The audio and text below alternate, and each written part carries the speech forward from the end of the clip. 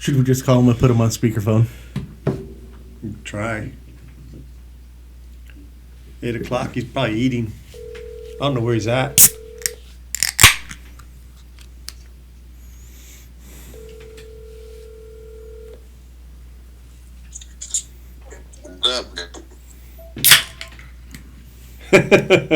What do you think is happening? Podcast. Podcast. You know it. What's it about? I don't know, Scotty. You want to tell him? You going to tell us? We got a call the other day, and it looks like we're the third leg next year for the 3D championship. 2024. Third leg, I like. Yeah. April 13th and 14th. Everybody was on board, huh? Except no. for Globe. Yeah, Globe backed out, so they gave it to us. Perfect. So there's It's only going to be a lot of fun. 3 legs, not 4. Well, hopefully everybody's going to enjoy the shoot for sure. I think so. I think so too. So with getting that third leg, what are the trail scenarios now? We'll have 2 up in the canyon. Okay. And then we'll probably have 1 that goes off the west trail across the brush. And then 1 that goes up on off. top. What's that? Up on top. Yeah. And Nice. then 1 that goes to the east and cuts back and then cross over the road and then come back on the other side by like Towards the pistol range. toward the pistol range. Yeah. Right there in that little ridge. Yeah. Nice. Then we're hoping if Brian can get his buddy, we're hoping to close down that other canyon that we used to shoot all the time. Oh, that farther one? Yeah, and put some gates in. Oh, that'd be cool. Yeah. We'd have to do some work over there in terms of just like setting up and getting that place ready. But I think that would be. I went over there with a quad the other day, and I think that would be cool. I feel like we'd have to at least set up like a pop up in the middle there for something like a hydration station or something like that, especially when it gets into this weather. But I mean, yeah, we could totally do that. Because we'll definitely have to put 2 or 3 drink stations out anyways, more than we do. That's absolutely going to be not a problem, I don't think. No. We'll have plenty of volunteers, plenty of people to help. And then up there in that top canyon, we have that extra parking for people, so when they drive up there, they can pull in and park right there too. Yes. Yeah. That's gonna be nice. Yeah, that'd be pretty cool. Dang. You ready to go to work? It is. I like it. Yep. Tell the boys get ready to go to work. We still get to keep our walk the trail weekend, right? Yes. Yep. Yeah, we won't give that up. Wow, that'll be a lot of fun. Able to get the bows all dialed in.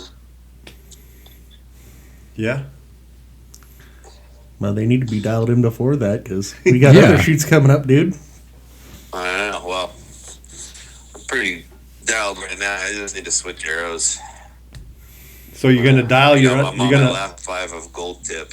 You're gonna undial your dial. Yeah, you're gonna take your lesson from Jesus and be another Tinkerbell that we got going on. You're gonna be Tinkerbell too. My arrow's not good now. I just want to fly a little faster. So how close are you to Idaho? I'm in Idaho. Oh, you went all the way up? Yeah, I'm in Caldwell right now. Just What? Boise. What time did you leave? I left Yuma at 6:50. Got to Phoenix, and then I got about 1 o'clock. Did you fly or did you drive? Oh, I flew. Oh, Oh, I was gonna say, holy I'm shit. not impressed anymore. Yeah, I was thinking you'd probably be in Salt Lake. Oh no, I flew. And man, I flew right between two of the most uncomfortable people in the world. I was elbows on my kneecaps the whole flight. Oh. God. You should upgrade them seats to a window. Oh, I know. And I thought I had it made from sitting in there. And it's like the guy next to me is a mechanic, and he's coming up here to fix it. And then the seat next to me was empty. I was like, oh, I'll scoot over. And then, of course, looking down the aisle, see this dude running, heavy, covered in sweat, because he had to run and make the plane. Oh, wow. He looks at my seat, and he looks down, and he's like, I'm like, oh, boy. He's sitting down. I can just feel the heat coming off of him. I'm like, gosh dang it. I'm like, this will be the best 2 hours ever. That's funny. No, that's cool, man. I'm excited for that third leg. I think everybody is, there's only 6 of us that know right now. It's not been put out yet. Right. So we wanted to do this before, kind of announce it here. Let Dave do his thing, and then we'll, I guess Sunday. Yeah, Yeah, I think Sunday announce it. Yeah, I think Sunday would be announce a it. good day because then we can plan for a whole bunch of stuff and just let them know, hey, we've got some things to prep for.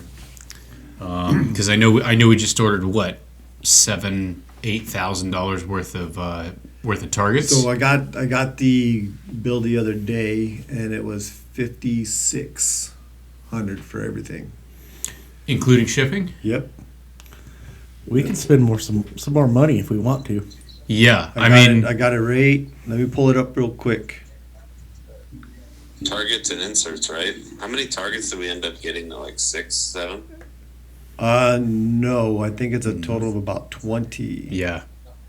And a lot of it was inserts for targets that we already have. So I mean, those should last for probably about 4 to 5 years, and minimum, and we just replace the inserts every time, which I was all for. I mean, when Butch was talking about the buying inserts and stuff like that, I was like, yeah, just if you're gonna buy new targets, just buy the ones that have replaceable inserts. Trust me, it's worth the extra $100 if the next insert we buy is just 75, and so we don't have to buy a $200 and $300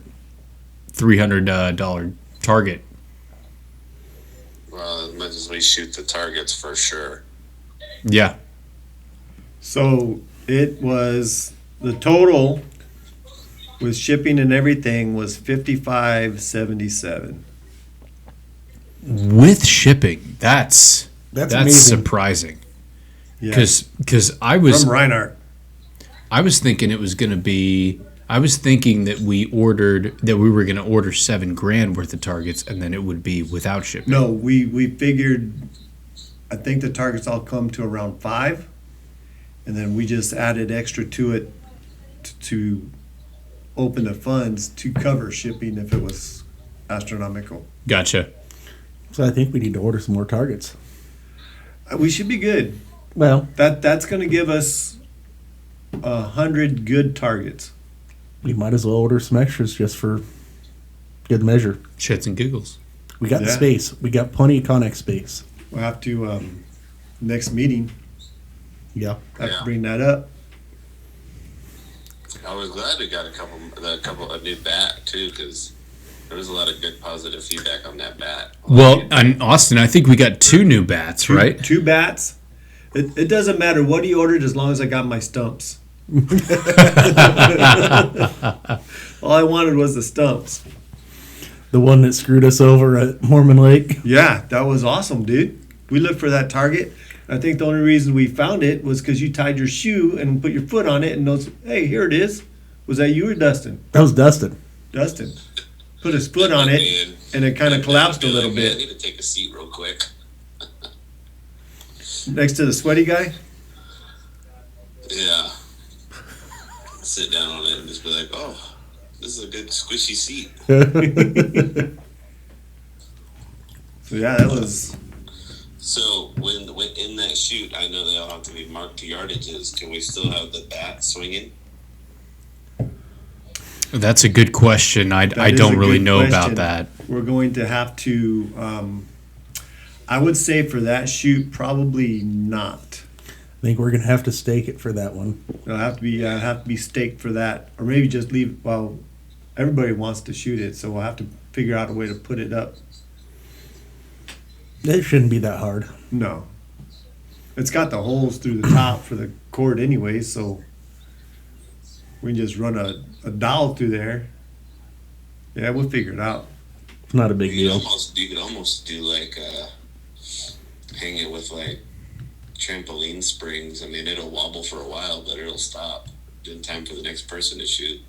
Build a little A-frame for it or something. Yeah. And I know we got Use another, big spring so it shakes for a minute and settles down. and I think we ordered another. One of the ones that are not replaceable inserts is the Black Widow with Yeah. the snake on the backside. I think Two he targets in one. I think Butch ordered one of those. Yes, and there's And then two. There's something else he ordered a small. It was a rabbit. Yeah. Yeah, rabbit. the rabbit is not replaceable either. So it's the. It was 3 in total, correct? Did he order another crow? I think so. Yeah, maybe. Because the crow is not replaceable either. Right. Could have been a crow. Or did he order the It's a crow. Or did he order the grouse that we've been trying? Well, we did get rid of that, right? Yeah. I think Keith put that in his stuff for the kids. Or I think he was going to try to foam it. Inside foam it. I don't know. Either Yeah, way, it's been pulled. Yeah, it's out of our rotation. Yeah. It's been pulled just to the fact that nobody's arrows. You shoot a 10 ring, it goes through it. Well, not only that, you You can't can't really define the 12 ring either on it. Yeah.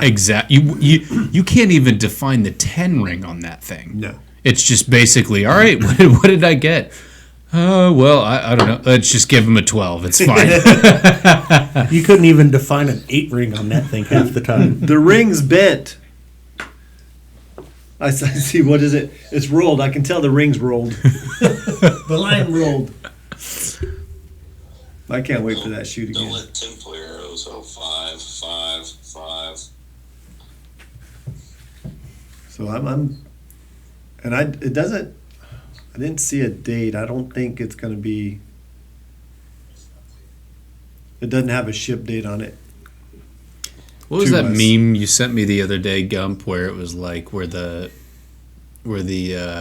range official talks about the line and everybody just looks at him like, all right, boys, we're scoring ourselves. It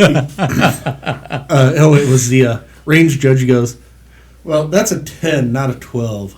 And everybody goes, F you, we're good. We're calling it a 12. The funniest part of that was like looking at the comments where it's just like, if you score mine a 12, I'll score yours a 12. Exactly. If it bends the line, I mean, we're assholes to each other most of the time when it comes to that. Yeah, we're about to go to a shoot though. That's pretty. I won't even score up there because what we call a line. I mean, you're talking. Some of those are like 1/8 of an inch. Less than that. Yeah. But I can see it's deformed. So I don't fight them anymore. I said, okay, here, you score it. I'll just sign my score sheet because it doesn't matter to me. No, none of us really care that much about score. We're there to make their life hell. That's why we show up. That's why we show up. Dave, are you gonna shoot it in your new You know what? That is this the May shoot? Yes. Okay. I'm targeting that. No, that is not. It's the June shoot. Okay. June. We're talking about Mormon Lake. Yeah. Well, I wasn't going to throw a name out there. But That's the June shoot. But Austin, yes, the project should be ready by that time. In fact, it should be ready by May. I don't know if it is going to be quite ready for that, but the project should be ready by the Mormon Lake shoot. In fact, it should shoot it in May.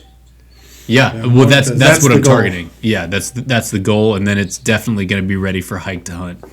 And I think Hike to Hunt's going to be the real date where it's. That's the first part of June, right? No, I think Hike to Hunt is Hike in to Hunt's July. July. Okay. Yeah, so Hike to Hunt is where I really. Special. Yes, I really want to display debut the special uniform that's. Does it match the new ride? Yeah, it's gonna cause a lot of pain for a lot of people. Out there. I can't do it. I couldn't do it. Well, I signed up for Hike to Hunt. Did you, Austin? Huh? Did you guys sign up already? Yeah, I signed up. Yeah, I signed up already. Oh shit! I better get signed up then. Gage was talking to me about it, and I told him, yeah, sign up. Just don't show up in $1,200 worth of Sitka. I said, just show up in your jeans and a t-shirt, because That's all I'm gonna do. yeah, exactly. Well, you're gonna show up in your Sitka t-shirt. That's what you're gonna do. Well, But- yeah, I mean that's all I wear. Yeah, So today I exactly. have a Yeah, Different one on. but yeah, if you show up in any sort of Sitka, you're gonna look like a douchebag. One of them. Yeah, you're gonna look like one of them. You're gonna Yeah, because it is Sitka country. Yeah. Well, I mean, it was Sitka, First Light, some Kuyu, but A lot of First Light, Kuyu. So when we go up there and we go up in there with our kings, we look funny because we're the oddballs out. I run Kuyu anymore just because I'm cheap and I run the same shit everywhere I go. Well, I like my kings because I can use it just about anywhere I want to hunt. yeah, I and just won't switch just because I've bought. Invested $1,000. When I buy it, it's on sale. It's just I'm already invested in it. There's no going back.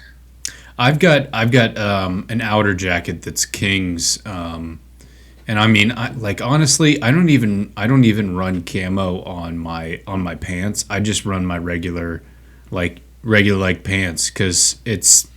I don't know how to get into this whole discussion about camo where it's just like I feel like after a while it's diminishing returns and stuff like that. You can get into an argument about that. Oh but yeah, it's just preference.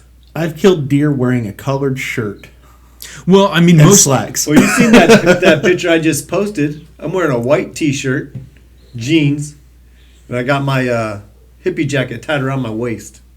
And here's the deal: most people in the Midwest, like in Ohio, like our grandfathers out there killed more deer in blue jeans and a flannel than we will ever Red and kill black. in our entire Yep, lives. red and black flannel with the big bright orange hat. Yeah. Not even that. You even had the earmuffs on it. You fold down. They didn't believe in orange back I then. mean, I don't think camo really. I mean, bow hunting, and if you're stocking up on a desert deer, at least your top half should be camouflaged. Yeah. Half-ass. I mean, I'll run like a coyote tan solid pant. Yeah, that's what I run most of the time. Yeah. Or an OD green or something. I mean, Am I the only it one really that doesn't matches matter my deer camo? colorblind as it is. I'm the only one that matches my camo now. Yeah.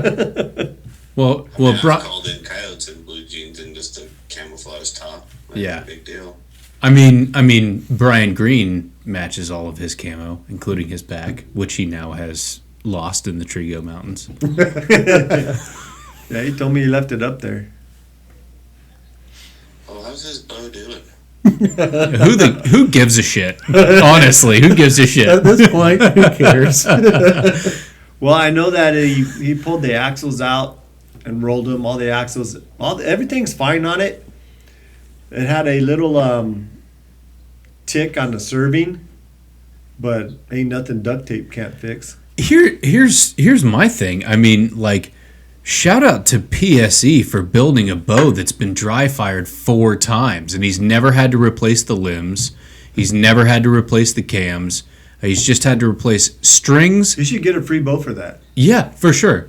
Definitely. We should email PSE and say this dumbass has dry fired his bow 4 times and has really thoroughly tested your product. So I think it's a testament. So, did you guys see the video that Oscar had? I did. He stopped it, and 3 seconds later he fired it.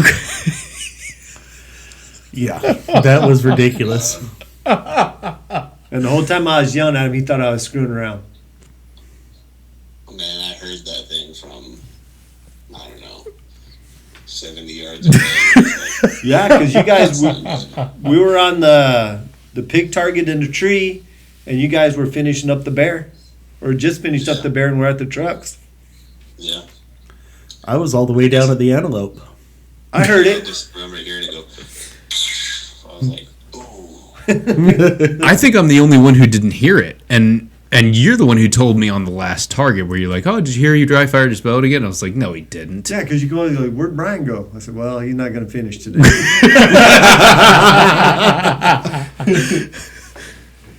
And then Oscar just added to it. Shoot any of your guys' bows this week?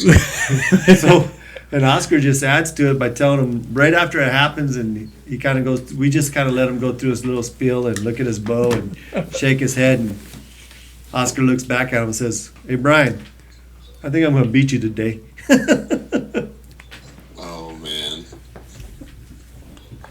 It's horrible. Yeah, but I didn't even think about 3 dry fires and 4 dry fires and that bow I'm surviving. signing off. I will see you guys on Sunday. You got it, buddy. Bring your work clothes. Guys.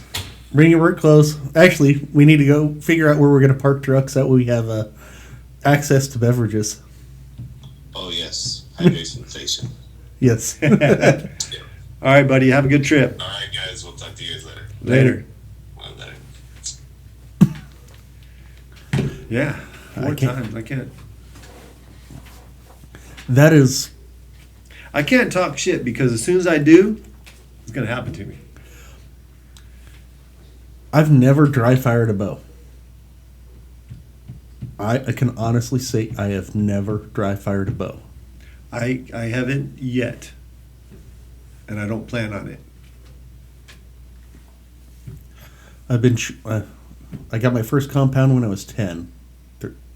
27 years. Yeah, I started when I was 13, 13. Trio archery range. I was out at Southwest Bow Hunters. Kenny Sr. Yep. That's who I got my first bow from. I didn't buy it. Mom and Dad bought it. Well, I had to buy my first one. I bought it at the archery range. Matter of fact, my first bow was a PSE. A lot of people's first bow is PSE, especially in this neck of the woods. My first hunting bow was PSE. I bought it from Maddie at Sprague's in their little cubby hole right there in the old building. Yeah. And then I've just about shot them all. I don't know if I shoot anything other than what I'm shooting now. No. I mean, I still own 3 PSEs, 2 Bowtechs, 2 Elites. And those are my compounds. Yeah. Well, I'm down to just 4. 3. Down to 3 now. Either gave them away or gave some to Keith, some of the older ones. Yeah. And then kind of wish I still had the Outlaw. That bow was pretty quick, but I've just got the 2 Elites and the Diamond. I have never dry fired a bow, thank God, because if I dry fired that Hoyt, the limb would probably lodge into my face or something like that. But Speaking of that Hoyt, how's that coming? yeah, it's Reload. good. Yeah, I've I have to prepay for it, and then it's just, Time. Yeah, it's just time. But I can say that in Brian's defense, I've gotten distracted while shooting, talking, as he does every single time he pulls the bow back. And that's when I've caught myself without an arrow and been like, oh my gosh. And it ruins the entire day for me, because it's just like the consequences of what you were just about to do are terrible. So I really learned to focus on what the hell I was doing, and when you're about to take a shot, you go through your entire shot process and be present in the moment and just tune everything out, no matter what anybody's saying. So you and a lot of times when I get the arrow out of the target, I put it right back in my bow and just walk to the next target, so I don't have to worry about that step. But I'm looking at my arrow as I'm pulling the bow back to make sure it's in there, because I don't want to dry fire. And it never happens when I'm alone. It happens when I'm with people and I get to talking and stuff like that, just like Brian does. Yeah. And yeah, it's. I've pulled my bow back before. I think you've caught me once. I caught you once. Without one in it. But it's just distraction. You just get to talking and BSing and talking trash to other people and hook up and draw her back. Yeah. Better rip, butter chip. What I found is I put that metal target launcher on my hamski rest. Mm-hmm. Now, if I don't have that sound, Oh, okay. you'll know instantly. It's a target bow. It doesn't need to be quiet. Yeah. No. That's for sure. I thought about going to that rest, but I don't know. I'm just so comfortable right now with how I'm shooting. All it is just changing Smart. the launcher arm. Yeah. It just does not change impact. It doesn't. But as Dave knows, it was just one screw the other day, and it ended up being the wrong screw. And I went from shooting about 6 inches high, the bullseye at 100, 12 o'clock, to missing the bail. He loosened the wrong screw. Yeah, the wrong. And then I thought, oh well, it was like right here, snug that up. This is what I got to move, and then it was all off. But it's good now, Yeah. for sure. I've gotten to the point anymore. After a shoot, I take my bow, set it on the bench, put it in a vise, start rattling stuff. All right. Why didn't I perform? Was it me or was it the bow? The other day, you and I shooting my echelon. High, low, high, low, high, low, high, low. We couldn't figure out why. Well, I figured out why. The third axis screw was loose. So it I was. thought I heard that you guys talking about that, and then you tightened it up. Yeah. And then it's just a matter of dealing with his draw length versus mine. He's you're 28, and I'm 29. 29 and a half, but I can get away with 29. It's not a big deal to me, but 28 feels like I'm sure it's not this dramatic, but it feels like my elbow is really, really in, But Mine, I've made that adjustment. I've shortened my draw length up. When you're more accurate with a shorter draw length, in my opinion. I shot pretty good this weekend. You feel what you measure at versus what feels good. I have found if you go a half inch shorter than what you measure at, most people feel more comfortable. I went an inch. Well, I went an inch myself too. I'm a 29, Yeah, so but a 28. You see how I shoot the option 6. well, and I've seen a video, and I shoot a hinge, so I crank against that back wall, to the point where I'm just building pressure, and the act of building pressure on that back wall gets the hinge to rotate just naturally, and then it just goes off. So I'm very comfortable where I'm at right now, and that's why I have like an explosion of my back arm when that shot goes off. So I've seen videos of guys with hinges where there's not that much of an explosion, and they just shorten that draw length up just like a half an inch, and it gets you that point. Yeah, exactly. So I mean, I'm good with where I'm at. I'm sure I could shoot a 29, but I mean, why mess with it?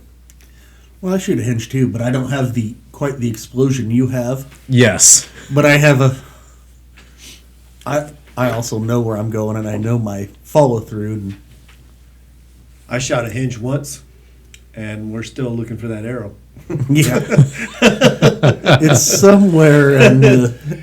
It went over the hill, that's for sure. You didn't punch yourself in the face though. No, I did not, because I was ready for it.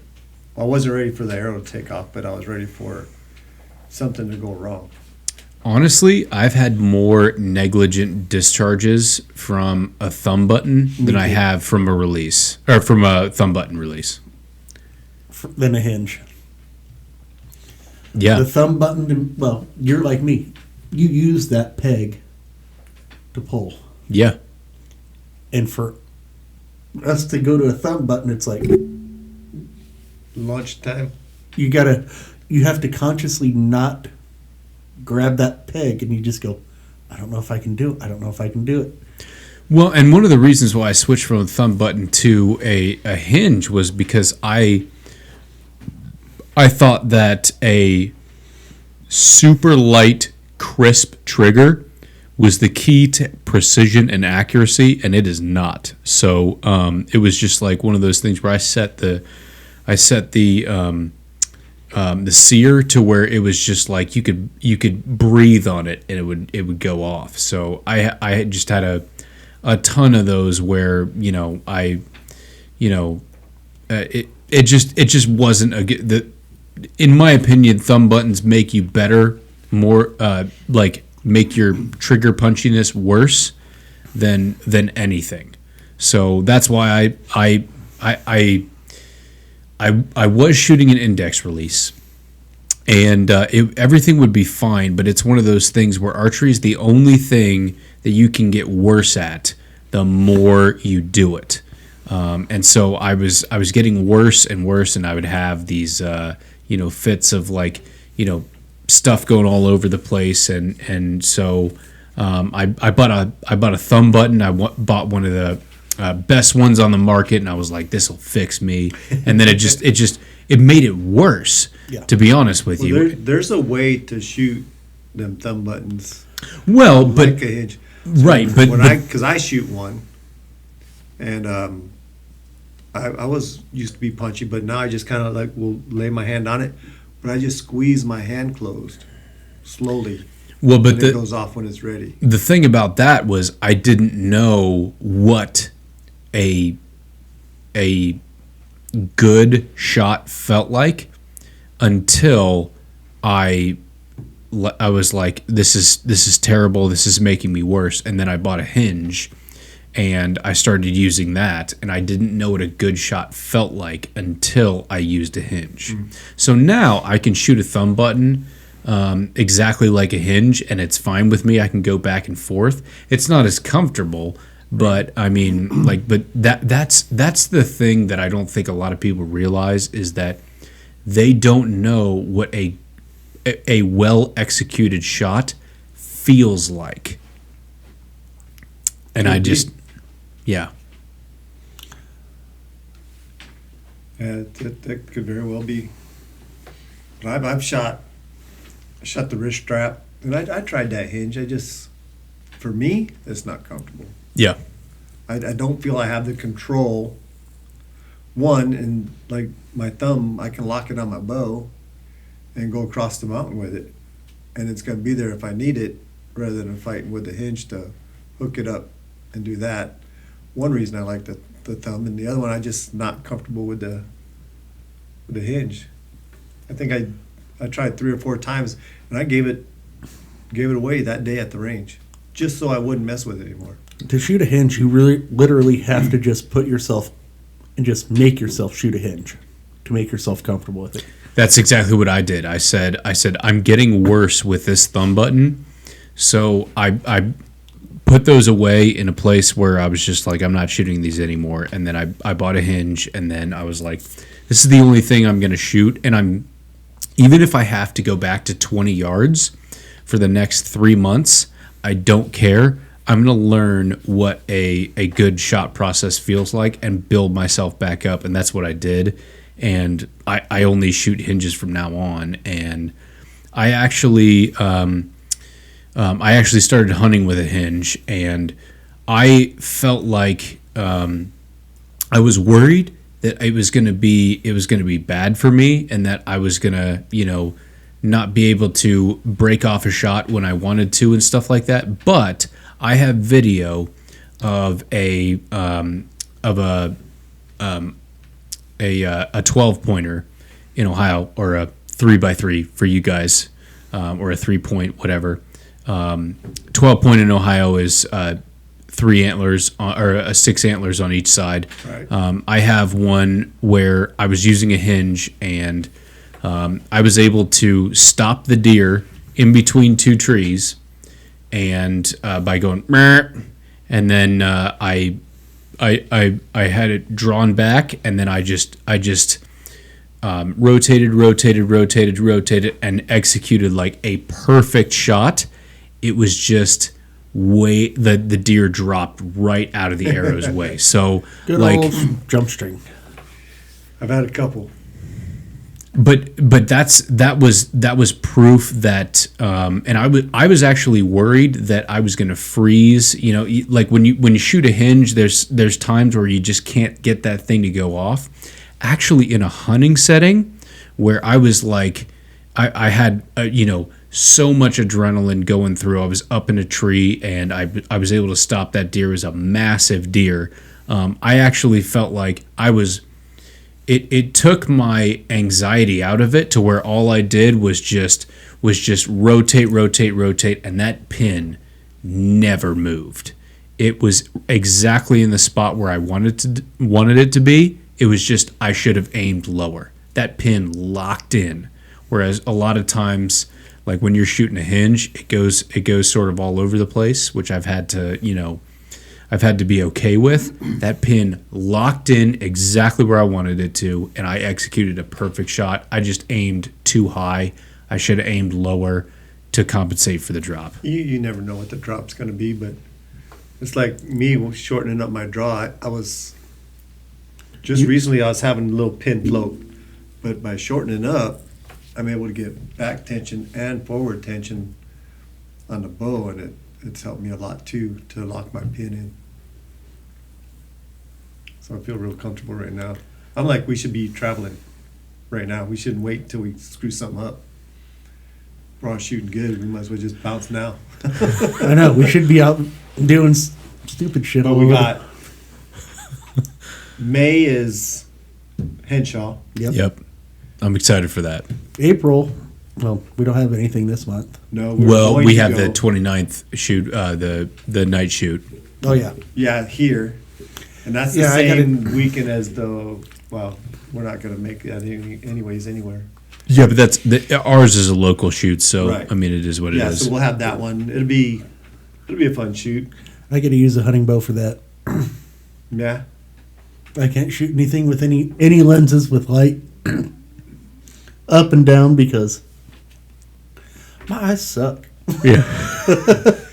Well, I'll use my hunting bow for that too, just so I can split pin it.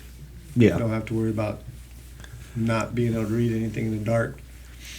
And then we got June is Henshaw. no, that's May. June is the Father's Day weekend. Yeah. It's Mormon Lake. Mormon Lake. And then July is hike to hunt. Hike to hunt. Yep. And then August we're in the woods. Unless I draw a sheep tag. Well, And we're in the desert. I draw a sheep tag. We're going looking for sheep. But boys. I've got the okay this year, so we can do Iwasaki Loop. yes, we can. We can go up after that big one that got away from you, if you want to. Well, I told you my plan of what I want to do. I want to go up in that bowl. Let's go. That was a big buck. I'm down. It's supposed to be everybody who's told. Like, I'm not from here, from Ohio, where basically they can't kill enough deer. So I've been told that this winter, this wet winter, is just going to be epic for hunting this season. This year's Horn gonna be growth huge. this year is going to be huge. Yeah, it's going to be really good. And if we get a little bit more rain, if we get normal rain from here on out for us, next year's going to be huge as well. Well, I mean, holy shit! When we went to Trigo for those tanks were almost full. Well, just the desert, everywhere's green. Yeah. And then there's going to be, just in the elk growth this year, you're going to be able to get some 380 bulls in the late hunt. Easy. This is going to be a record. I think it's going to be a record year. You're gonna see records broken in Arizona this I think year. so. There's so much water. So much. I do have a good bull for 23 South, though. If anybody's got a 23 South tag. Me and a buddy kind of made a little swap. I gave him some bear pins. I got the inside on a pretty good bull, and we had a hunter that we got a 23 hunter, and come to find out she has a 23 North tag. So the South pin is no longer valid. I don't know anybody with a 23 South tag this year. I was going to check with Cooch and Jeremy. They Yeah. may.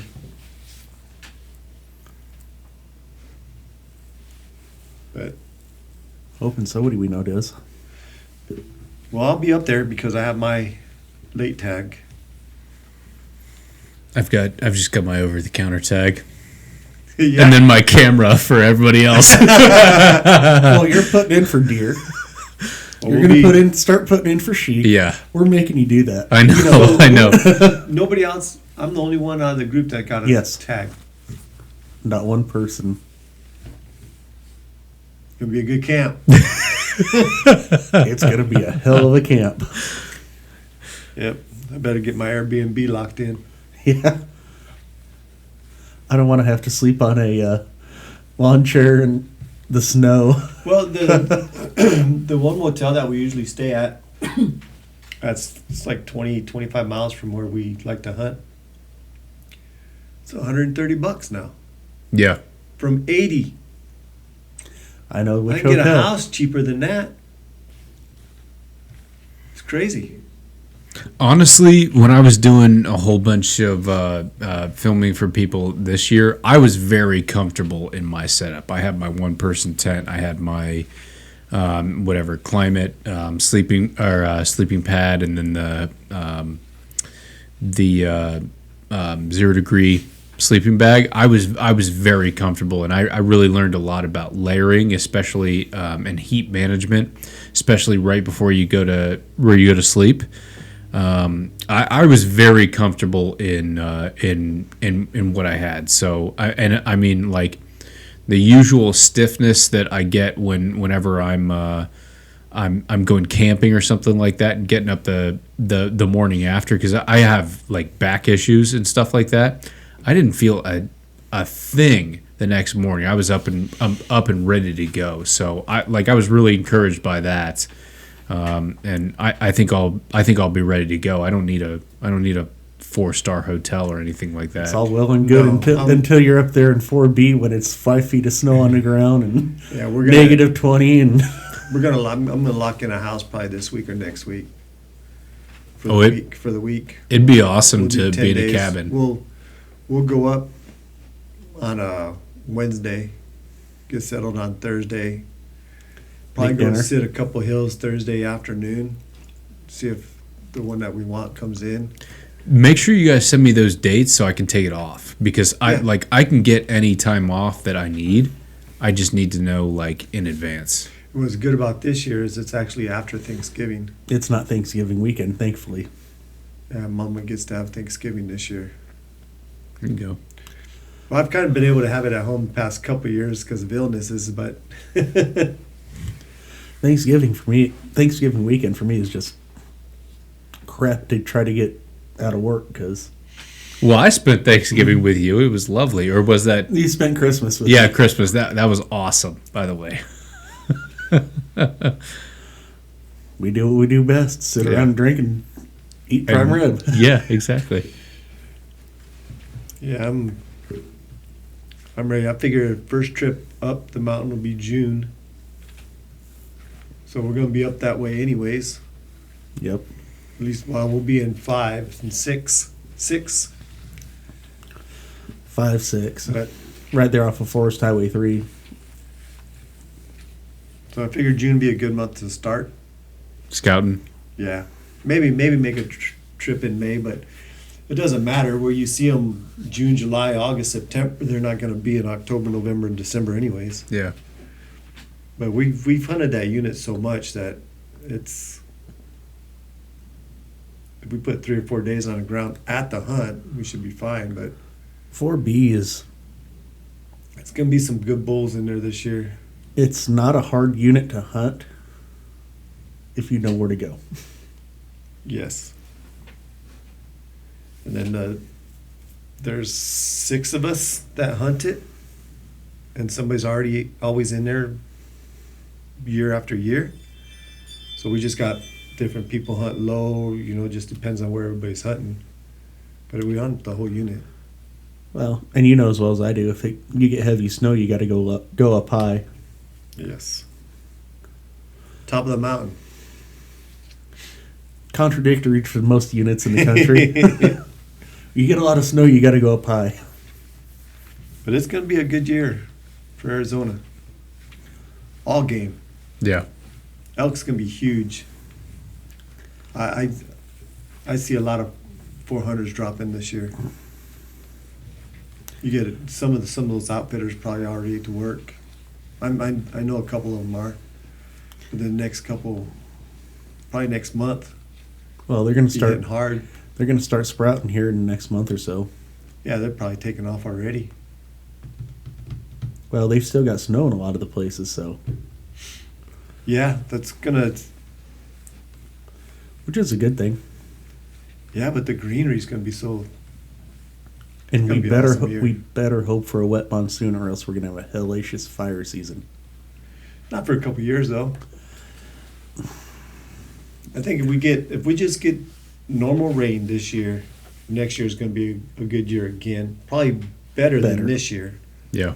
And this year's should be a good year. Well, we haven't had a snowpack up north like this in 15, 20 years. It's been a while. Every 20 years they say. Because what did I think Munns Park this year? I think got something like 20 feet of snow altogether. Some of those places got a lot of snow. I mean, mean, there's still some of Don't the quote guys me on from- that, but I mean I know it was a shitload. Well, some of the guys from the shop, they went snowboarding last week up there still. So March is done. March showers, April showers. What is it? April showers bring May flowers. Yep. Beware the Ides of March. Yeah, There we go. I'm excited. it's going to be a good year. We're busy. We're very busy. We're going to be really busy.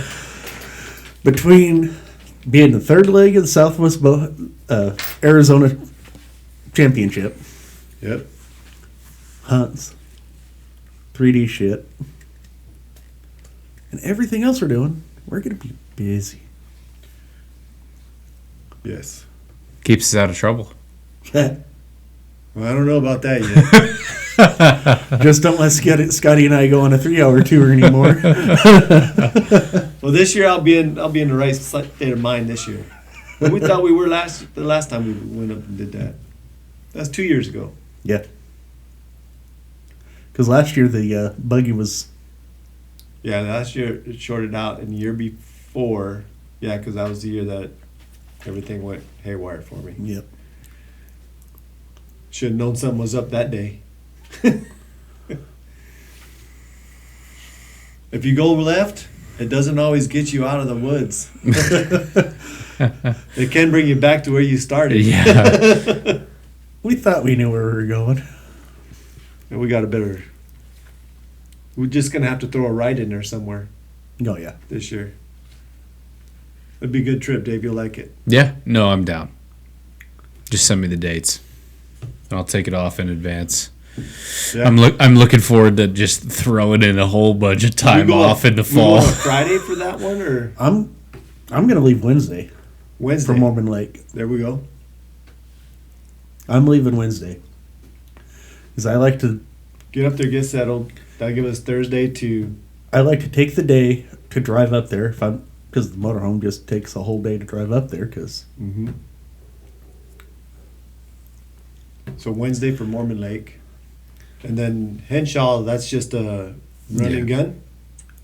I thought we were camping. I think the plan was to drive up the morning of and then Thought we were stay gonna the drive up. night. Drive up Saturday morning, spend Saturday night. Shoot and then come home Sunday night. Yeah. Oh, it's a 2-day shoot. What? Henshaw, yeah. Yeah. Is it 2 days? It's 2 days. So Oh, we got to camp then. yeah. I know we talked about it. We'll just tent it. My, Drive up Saturday morning, shoot. Shoot Well, Saturday. what time you got to be out? What time we got to be out there Sunday? I have to get a hold of James. Yeah, talk. I don't care what time we leave Sunday. My thing was is if we decide to drive up there on Saturday morning, that's totally fine with me. I've got something on Friday night that I was thinking about doing. Tanya wants me to shoot, or Tanya wants me to film some Desert Dove stuff. So if we could leave Saturday morning, and then if we need to, I can take Monday off. Doesn't matter to me. But So let's just plan on leaving Saturday morning. Yeah. yep. We'll shoot 40 of the 60 Saturday-ish afternoon. Yeah. And then, I was talking to Goonie, and Goonie says, be ready to party Saturday night. yeah, Yeah. I'll watch. I'm ready. Scotty will watch. Yep, I'll watch. I'll be the designated watcher. Good, you can keep all of us in line. Yeah. That don't work. That don't work when you guys are being in line. We've never claimed to be. We've never claimed to be angels. No. We've never No. claimed to be. Period. No. But I'm ready. It's time to let them fly. Yeah, I'm excited for that shoot. I was kind of disappointed that I didn't get to use my drone during the Julian shoot. It was just like that was 35 mile an hour gusts, and I just couldn't do it. No. And that little drone, is the smallest drone on the market, so it can't deal with that. But hopefully with Henshaw. We'll have pretty good weather and stuff like that, where I'll get to use my drone. Then I'll just give that shit to Visser, and then he can do whatever he wants with it. Yeah. Because he's talking about barbecuing and stuff, so. Yeah, I was talking to Leo yesterday out of the beer garden. Mm-hmm. He goes, we cooking? What are we doing? How are we camping? How's everything's going? I said, I don't know. We'll figure it out. The way me and Scotty normally work and figure it out is like, all right, this is how many people are coming up. Go buy food. I'll bring camping gear and we'll be good. We'll have it figured out. I'm going to take my Rainbow Warrior tent. Your Rainbow Warrior tent? What is that? Because What is the story Is it behind Bud Light this? tent?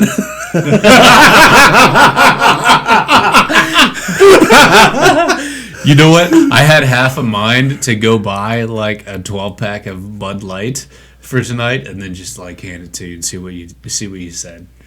No. So Well, you don't drink anyways anymore. I get to get so. a new golf bag now, though. Since my Mick Ultra one is no longer usable. Well, if you notice what I'm drinking, Yeah. Yeah, I think they're gonna hurt. I think that's gonna hurt them. I think that move will hurt them. I don't know.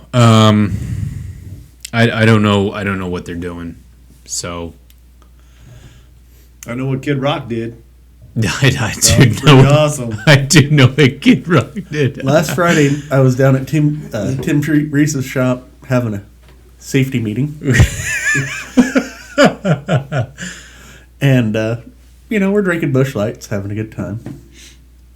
Timmy calls me, texts me Monday, and he goes, well, looks like we got to change beers. Is Timmy a Bud Light fan? Timmy just likes Busch. beer. He likes Busch Light. He was a But Bush guy. I'm normally a Miller guy, but I've kind of switched to Coors. But it doesn't matter to me.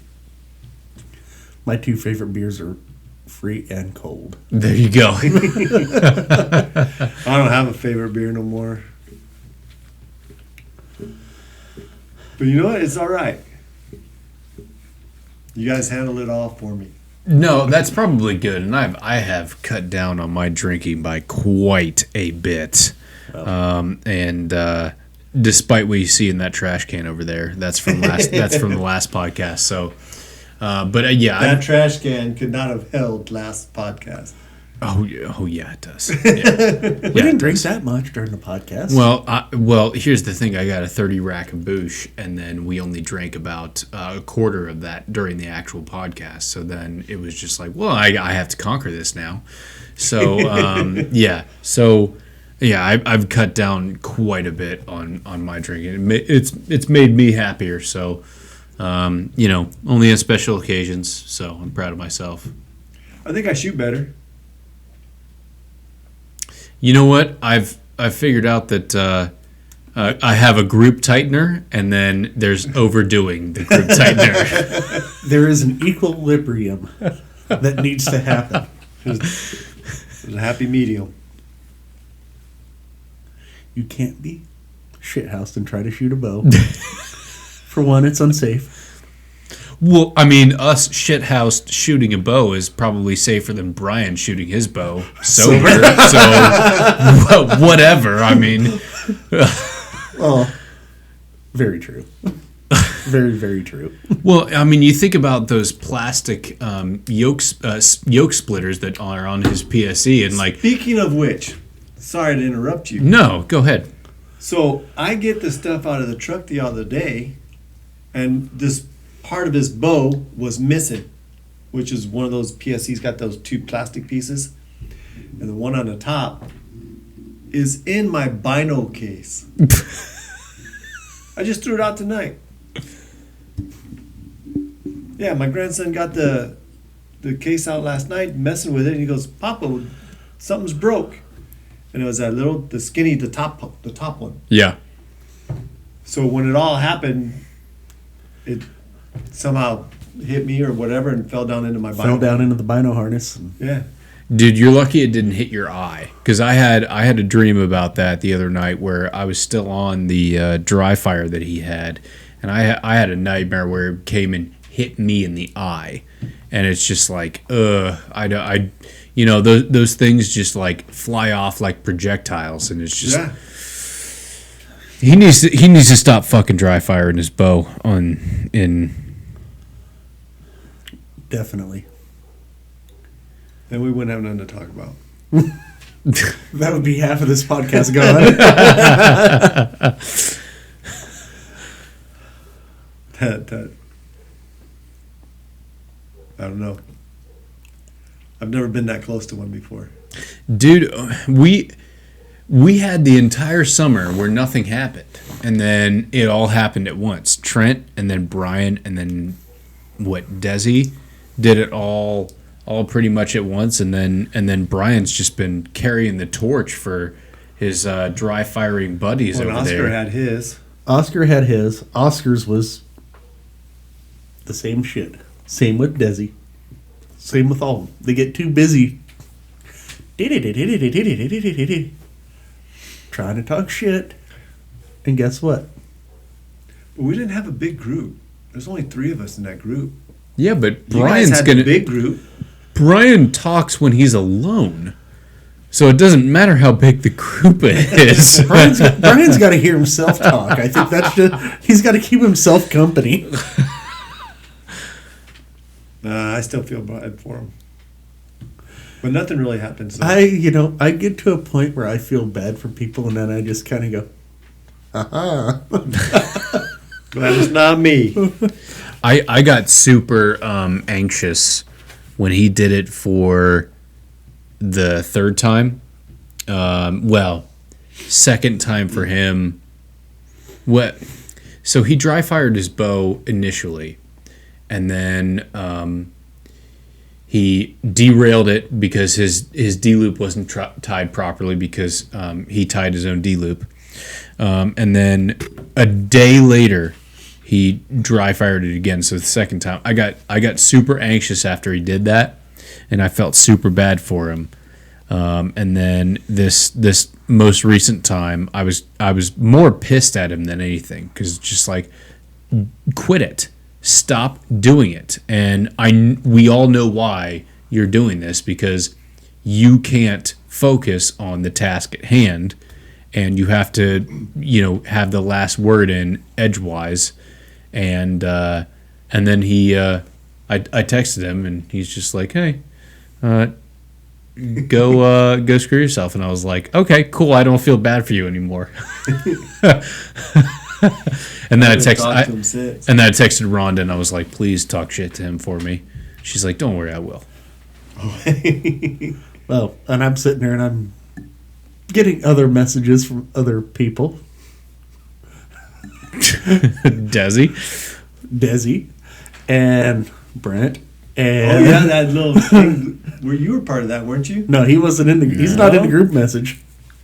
That's fine. Keep me out of it. Well, it was pretty good. No, it was sent. sent to. She threw it out there to everybody. I don't even know where it is. No, that's Debbie, and everybody just chimed in. My phone was just going ba-ding, ba-ding, ba-ding, ba-ding. Oh. And it was some of it was pretty funny. I don't even know where it is anymore. There it is. Yeah. Oh, it started with the video. Yeah. Oscar sent the video out. Well, and then we got this. Yes, let's do it. Slap it on his truck. What's going on? We need to slap it on his truck and not tell him about it. And then we need to what were we thinking of? The belt, the WWE belt. Yeah. Yeah. We need to get that for him. Find a WWE belt. Have it custom engraved. Dry fire champion. Yeah, I looked at WWE belts, and they do custom engraving. So I don't know how much it would cost. It was I think the ones were like that I was looking at were like $150 to $200. So I don't know if we'd want to spend that much, but it might be worth it just to embarrass the shit out of it. I mean, we all chip in $20. I mean, we've done stupider stuff. We've done way stupider stuff. Yeah. Find out how much for all of it is. I'm sure we all pitch in. I'm down. He's gonna throw it away. What? He's gonna throw it away. Oh, for sure. Well, we could give it to Rhonda. Yes. She would keep it. She would frame it, and he wouldn't have a choice. That'd be funny. It'd almost be worth it just to put it in a box and just hand it to her. Frame it ourselves. Does it belong to you? I think your husband needs this displayed in his. He may never come back. Oh, he's done it before. I doubt he'll get that pissy. No, he won't. He'll come back and try to talk more shit, and then he'll drive. Do it again. Yeah. Now I'm gonna have to concentrate this weekend thinking about it. I feel you though. It's gonna be fun. Yes. It's gonna be a blast. Especially doing it once a month, Yeah. just to throw some oddball out there. No, I feel like that's the best decision because we've got a couple of field shooters that are way more interested in that than 3D, Yep. and it's And I think it may bring some other people out too. yeah. Bring some new old blood or old new blood or Yeah, I think it'll bring that little group, Mike and that other guy. yeah, because we need to do something. I mean, yeah, 3D's fun. We have fun doing it, but We used to shoot the field all the time. yeah. And like old Kenny Sr. used to say, you can shoot 3D all day long, but you really know your bow is tuned when you get a great score on field. Yes. Because everything's marked yardages. Yep. The only thing that can screw up is you. And there's only 2 of them or 3 of them have walk-up shots. 2 Two. walk-up shots. Yeah, I'm ready for it. And we'll see what the Echelon can do. See if I've actually got it in tune properly. I think it's pretty much tuned. A lot of it's just been me.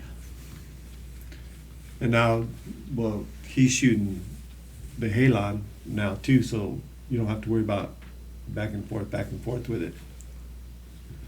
So I think he's got the Halon dialed in for his arrows. Yeah.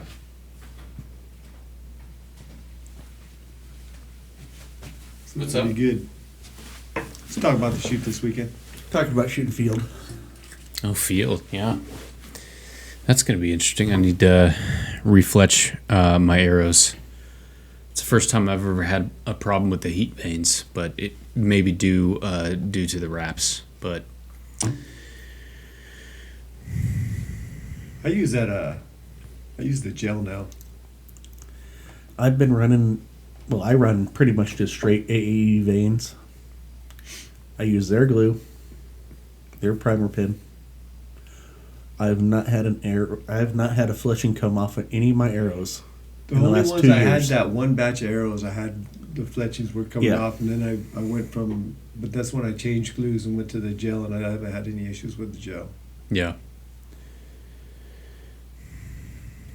But I'm all built now. I'm ready to tear some stuff up. I think it more matters in your arrow prep more than the glue. See, not just use alcohol, just plain old rubbing alcohol. Ever. I use acetone. I've been using acetone lately. I just use the rubbing alcohol. I'll do that. I'll rub the veins, base of the veins with it. And I haven't had any issues. Now watch, I'll go home and all my veins will be sitting in the off the arrows, just laying there like fool. But I quit leaving my big issue. I used to leave my stuff in the garage. Yeah. Yeah, So, but I don't anymore. Now I got my little man cave bow room. well, and to be honest with you, like my veins, the ones that have come off have all been like shot off by either me or somebody else. So that that's anything is better than those tack veins that Jesus was playing with, where you could literally just take 2 fingers and just pluck it off. Oscar had that issue. Is having that issue right now too. I've always been happy running AAE. I've ran Yep. all of that stuff for, I mean, I go all the way back to the days of you running plastic fletches. Back in the 2000s. I would switch to them about 8-10 years ago. I switched over to AAE from Blazer. I used to shoot the Blazers. I'm very, very happy with the Bohning HEAT veins. I'm very happy with those. Those are super stiff, and I've never had an issue with them. Well, I kind of like having the little bit of flexibility with the AAE stuff. Because if you're running, like say you're shooting through brush and stuff like that, you don't get the deflection. Yeah. More of those targets are coming your way. I guarantee it. Because I got I run, I think, the 27s on my hunting bow. Run the little bit bigger vanes with a pretty radical right helical. When's the last time you've seen a fletching come off of one of my arrows? Yeah. Been a while. Even after it's been Robin Hooded and shot through and Well, I'm really arrows. I'm really impressed with those heat veins because normally I just pull the arrows out of the target by the veins. So like if it can withstand that, like it can pretty much withstand everything. But lately people have been hitting my arrows and just like I think those arrows going sliding down the shaft and just like plucking those veins somebody's off. not cutting. Yeah. we would never do anything of that nature ever No. in our. Yeah, and then some of us have made all black veins with all black nocks with all black arrows to specifically avoid that. I won't say who it was. Remember when we showed up in Julian with that? Yeah. So many people are like, how come you can't tell where your arrow goes? Exactly. That's the whole point. Well, and also it's just like I know where my arrow went. Don't worry about it. Don't worry about it. I know where my arrows are at. And if you notice on those arrows, which are my competition arrows, I've got the knockbuster veins, knockbuster points on them. They're the super sharp points on them. You bastard. I'm an asshole. I know this. It's one of my best qualities.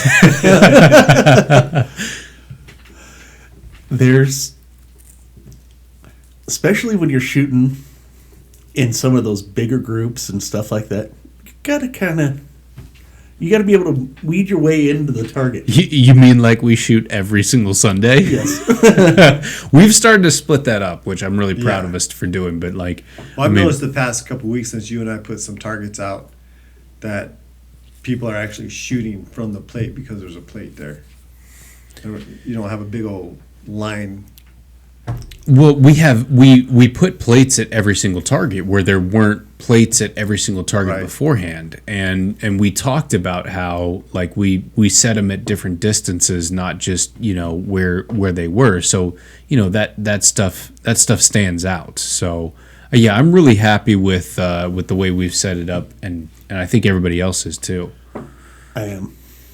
It makes it a whole lot more interesting. It makes it a whole lot more fun. And now we've got that wood, so I've got some ideas as well in my head to.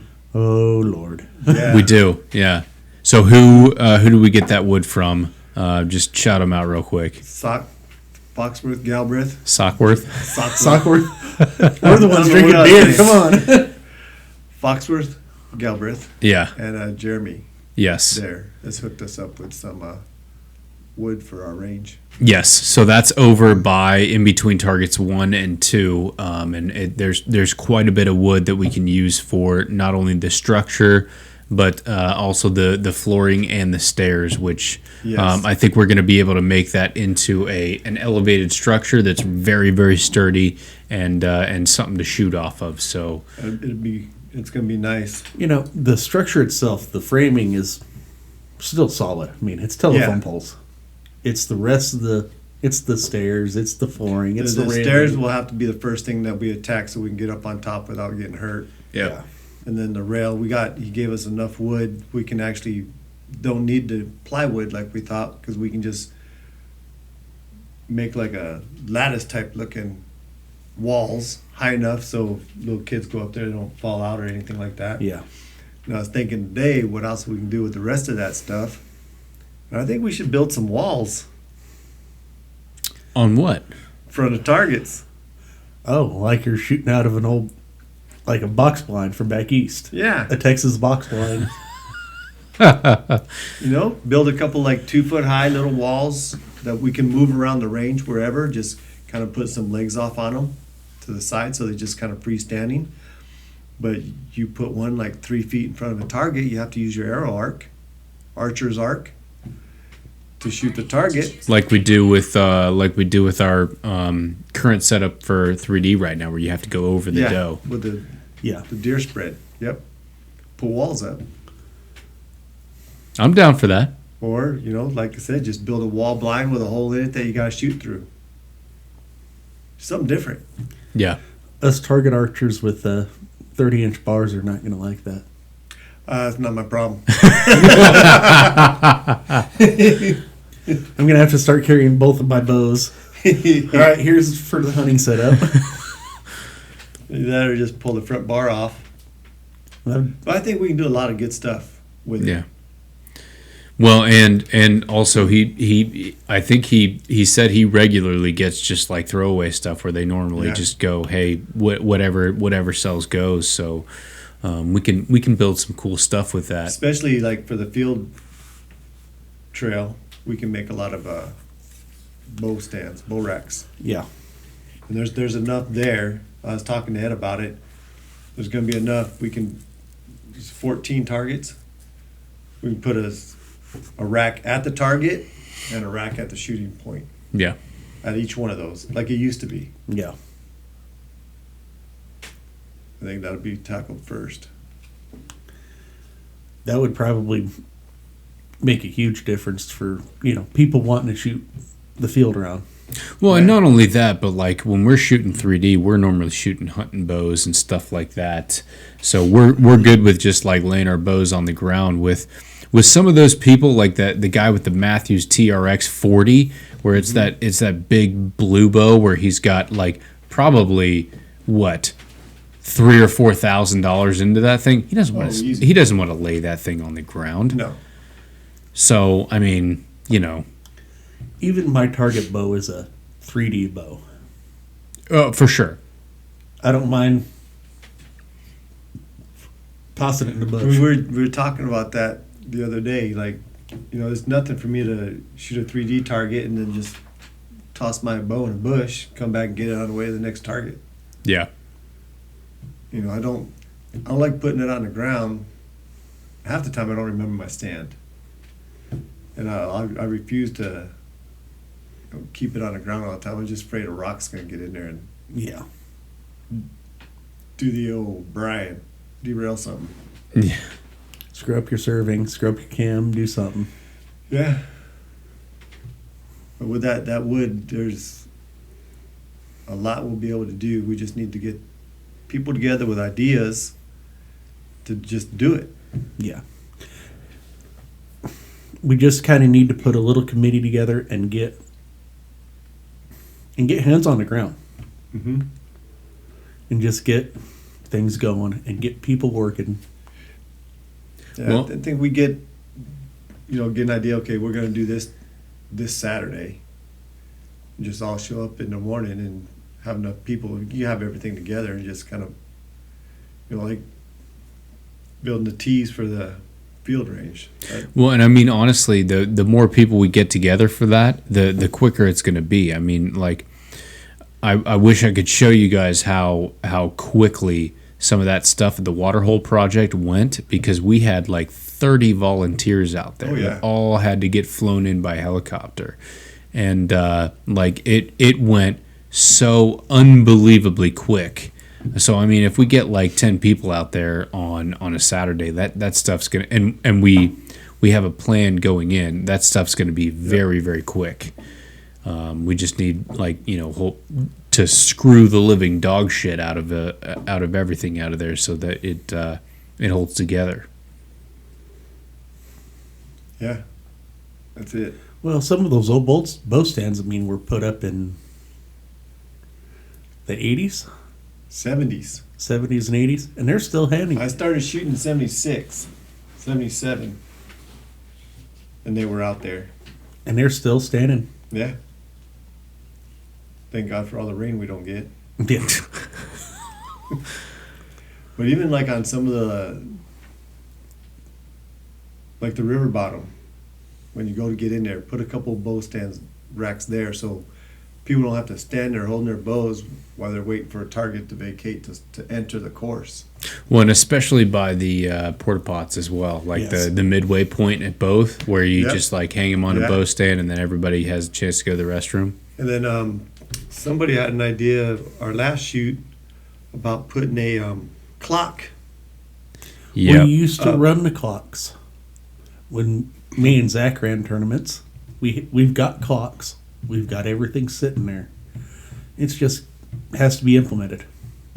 Well, I think the big shoots, we just put somebody there.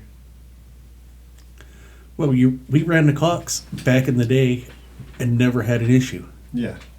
The thing is about it is for years we hadn't had the turnout that we did this year with Walk the Trail. We did this year.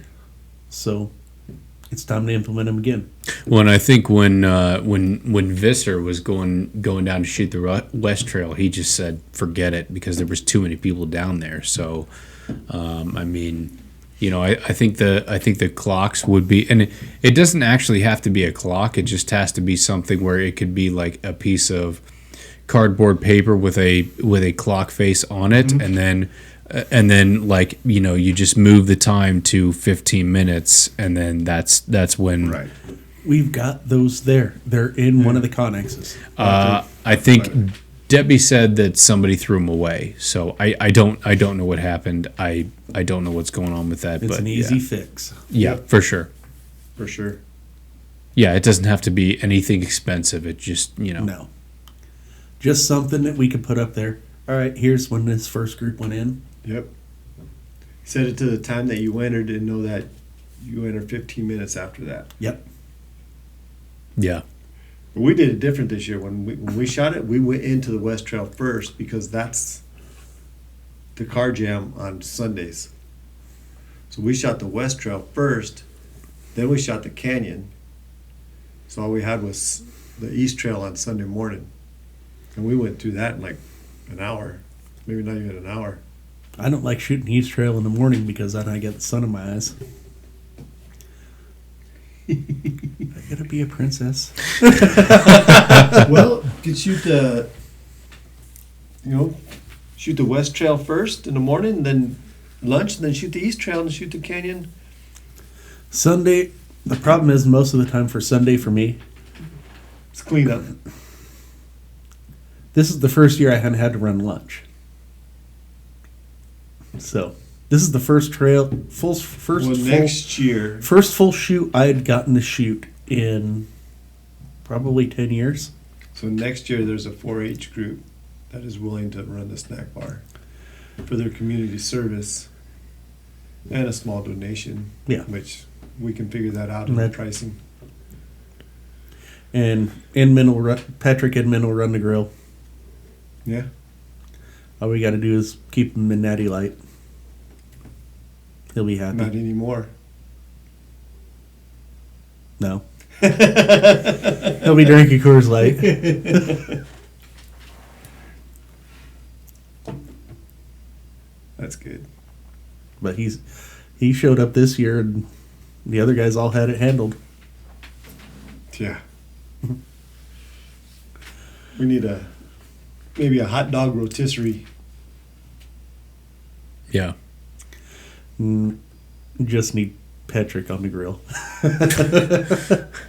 I hate to say it. That man can push out some hamburgers and hot dogs like nobody's business.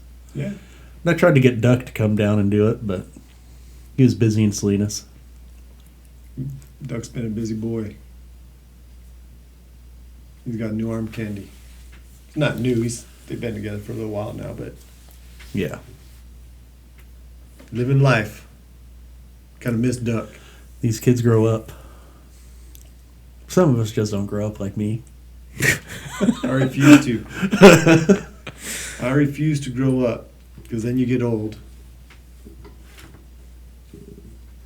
And the wise old words of Uncle Eb.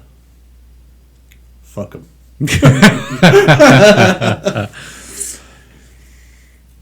That's funny. He even shot this weekend. Yep. Eb's been shooting again. He's got I think he's shooting a 50-pounder.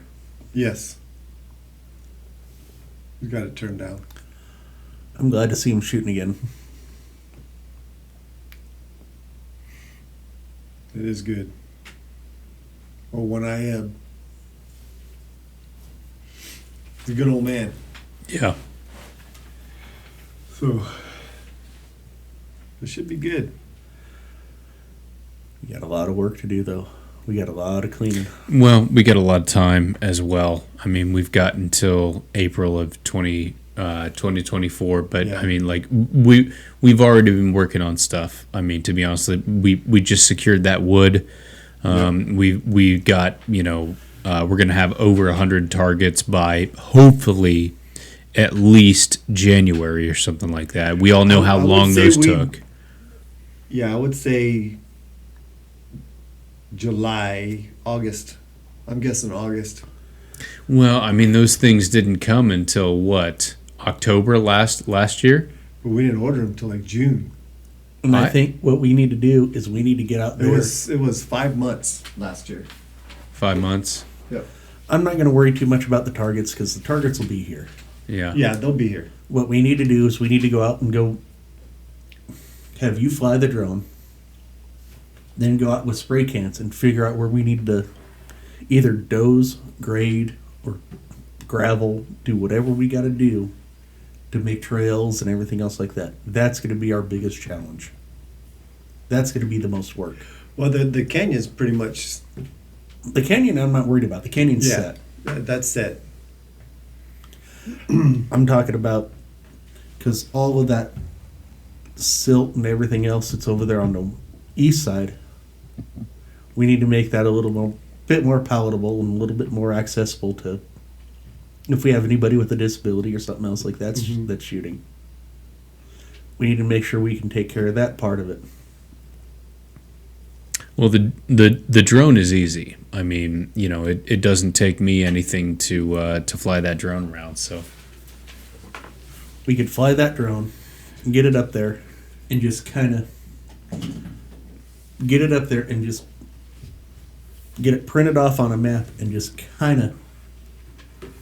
Yeah, because we need a minimum of 3 20 target trails. They'd like 4. 4 is easy. 4 is We absolutely. got the room. We could throw 5 up if we really needed to. I want to see if we can incorporate one of the river trails into it. We'd have to get them down here to look at it and see what they think. Yeah. I don't think that's going to be a problem, though. No, as long as we mark, because well, it would have to be all up top, right? Because we'd have to have known distances and stuff like that. we and can have- run known distances down there easily. Yeah, just the No obstructions is where the issue comes in. Yeah. But we got a chainsaw. Right. so we'd have to cut. So like on the only reason I'm thinking the west side is because we can probably put when you come out to the top, we can probably put 10 targets in that easy. You could put easily 10 to 15 targets up there on the top on that road going in. And then you could just have them walk out the backside Yeah. where we go in normally. Run it in reverse. Yeah. Yep. I think it should be run in reverse anyways. Yes. Well, and honestly, there's a couple of alleyways down in the river bottom where, like, you could have a 25-yard target, and there's a perfect lane where you could put different plates and stuff like that, or different markers. So it Well, would there's be absolutely no. Your scoring rings have to be unobstructed. It doesn't mean the rest of the animal can't be obstructed. oh really? Yeah. Yeah, so what I want to do is now that we're in, get a hold of Mike. So he sets a lot of trails up at their course, and I want to go up when they have one of their shoots where they set up their course. Go up there and check it out. Yeah. I have Go a up there, feeling. shoot it, check it out. I have a feeling that a lot of their course is just going to be wide open. Yeah, but he says there's 3 people, so each person sets a different one up. 4 people at his range. And they say a lot of people don't like his is usually the toughest. So we go to the toughest and then make ours tougher. I think it'd be great. As long as it's within. Right. That's why I think we should visit it. Yeah. Because there's some stuff I want to do, some targets. You know, just like what we've done the past couple weeks. You know, kind of throw something different out there. Yeah. And there's absolutely. Well, nobody else really does a deer spread like we do. Blythe does. Yeah, Blythe does it. I know San Diego Muleys does it. Well, Travis learned from us. Well, and hike to hunt, there's really no obstructed targets like that, except for one target where I saw where it was a 70-yard shot on an elk in between two trees. But, I mean, that was, you know, our deer spread was, 6 inches apart? So basically all you could see were the vitals of the buck. Well, and that's to the old IBO rules. That is completely legal. The old IBO rules state the only thing that really has to be visible legally is the 12. The 12 has to be completely unobstructed. Other than that, you could have whatever you wanted in between that. So you couldn't have one of our targets like we had this time where the doe is completely covering the target. You just have to rely on trajectory, right? Yeah, no, you can't do that. Right. You wouldn't be able to do that. You can put it off to the side. You know, so say you had your buck standing there and the doe standing like kind of quartering it, but the insert, I guess you would say, The has vital to be area. The visible. scoring rings have to be visible and Yeah. unobstructed. I think. I've got the sheet at home. I think you're allowed to have some obstruction, but not.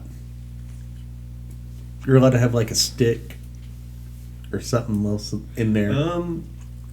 From talking to Mike, it's pretty much got to be open Open.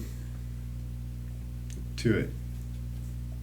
So I mean, That's it's easy. an easy setup. Yeah, that makes it even easier. In all honesty, Yeah. for setting targets up, that makes it easier. We like, on our walk trails and everything else, we like to screw with people. Yep. That's the whole fun of it. That's the river bottom is huge for everybody. Talks about the river bottom Yeah. because that's like you're actually hunting. You got to worry about, Yeah. you know, yeah, you can see it, but are you going to hit a limb trying to shoot it? And that's like going to the Mormon Lake shoot. Believe it or not, a lot of their targets are more obstructed than I normally would even take at a deer in, let's say 6A. Because guess what? 6A is pretty well open, even though it's forest. Unless you're down in one of the briar patches or something like that. I think we're going to be fine. Yeah. We've got plenty of space. We just got to maybe make a couple new roads. Yeah, but that won't be starting in June. They're going to we'll start getting the BLT stuff. We got Kelly Glover and Brandon Irwin with us over there at Empire that can get us some equipment if we need it. I'm talking to you boys. Got a lot of work to do. One big thing a month. Yep. I think the first thing is we need to map out a course. Number 1. Start mapping. Then we work on the roads. Yep. Then we worry about Once we get it mapped, putting a trail in, the mapping's going to be the big thing, because once that's mapped, we can put a trail in with tractor yeah. and a drag. We just put it in. Then once that's done, then you just cleaning the lanes up shouldn't be too bad. And lanes we really wouldn't need to worry about up until just before the shoot, because we all know how everything grows in the desert. Mm-hmm. You can have a stick that doesn't grow for 10 years, and then all of a sudden it turns into a tree in 3 weeks. Well, I mean, holy shit, you look at my front yard. Like, good Lord.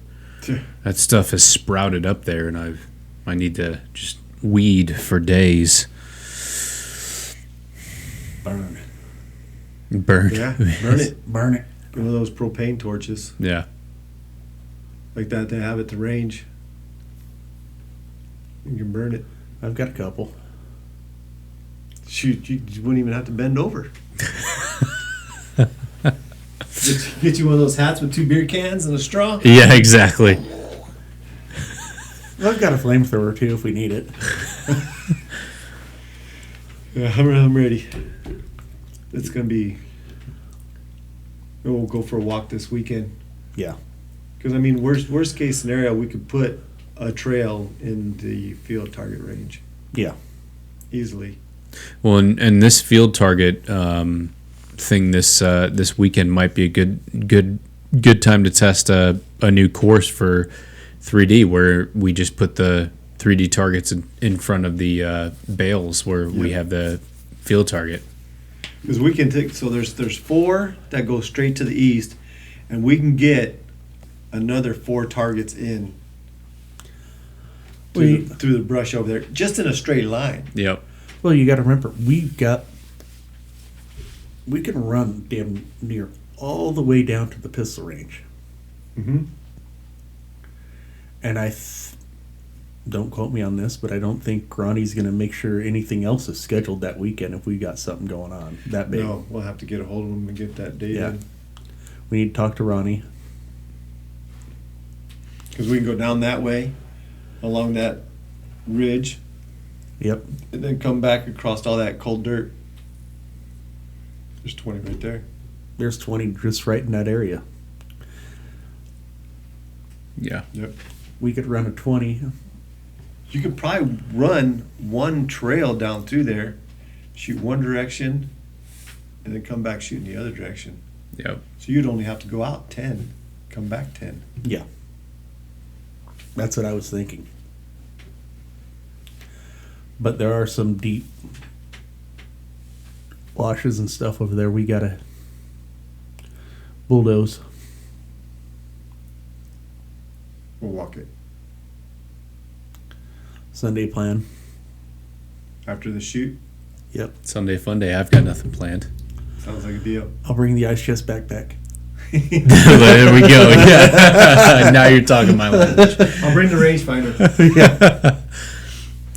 Yeah, so then yeah.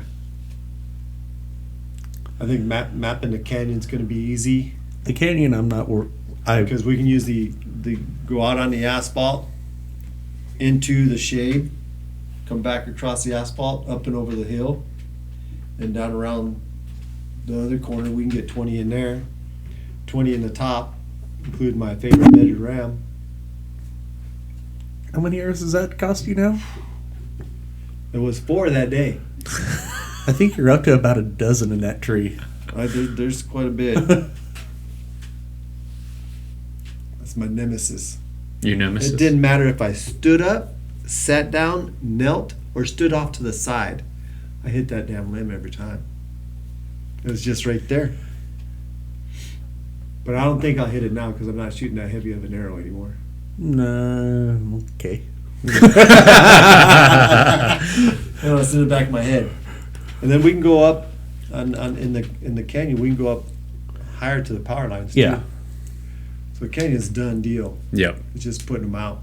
Well, I went through that with the quad when I was waiting for them to drop off the wood, and that goes back there very, very deep. So Yeah. I mean, we could do whatever we wanted back there.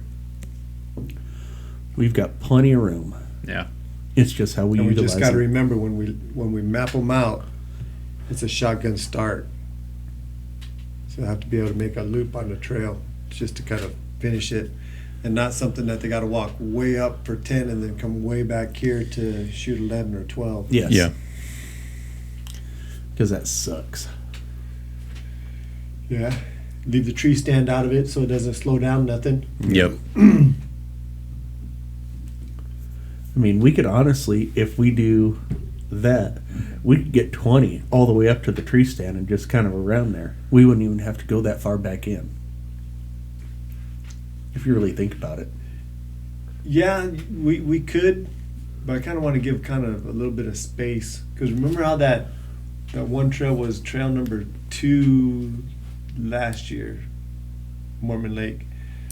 Everybody went down to that little canyon. There's like 4 targets within the size of a living room. Yep. Yeah. Shot this way, this way, this way, and that way. And it was like everybody would shoot, just go get their got- stuff, and then rotate. And it just got, everybody was in one spot. Well, we were sitting there waiting because I was in the group right behind the money guys. And that's when I decided, that was 2 years ago. That was the first time we went up there. That was when I decided I was getting the shooting stool. Mm-hmm. Because It was a good course for a shooting stool. Yep. I don't want it to be where we need a shooting stool on our stuff. Yeah. I was thinking, like if you get 4 groups, put a couple targets in between, start the next 4, couple targets, next 4. And I think with 4 courses, we'll be able to spread them out pretty easily. Well, it also depends on how many divisions we have, how much this. 17. Take that. 17 divisions. That's a lot But of divisions. Mike said, remember he was talking, was he talking to both of us? No, I was talking to him. Some of those he's going to combine because what they have done is one person's shooting a compound bow, fingers. Yeah. It's his own division. So they're going to kind of reel that back in a little bit. Because we shoot 5 at our shoot. Yeah.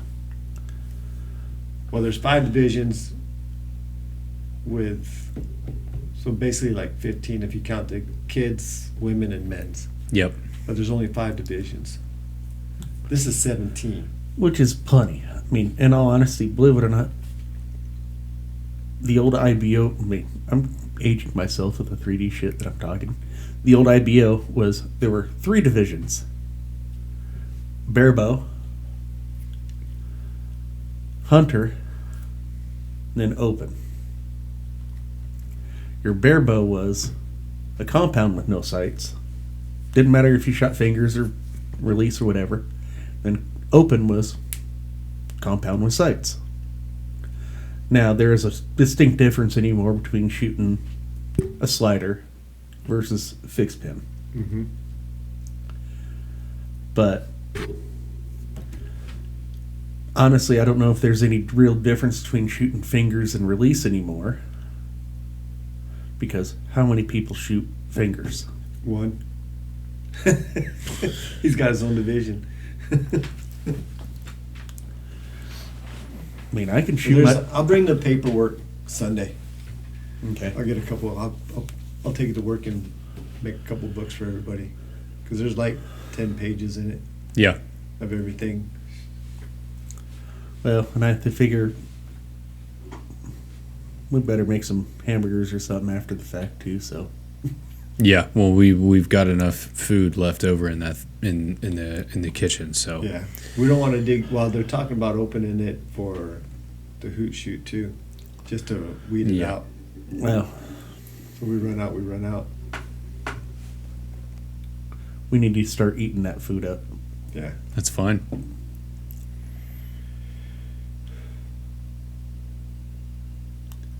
Gentlemen, Yes, let's sir. end this thing. Let's do it.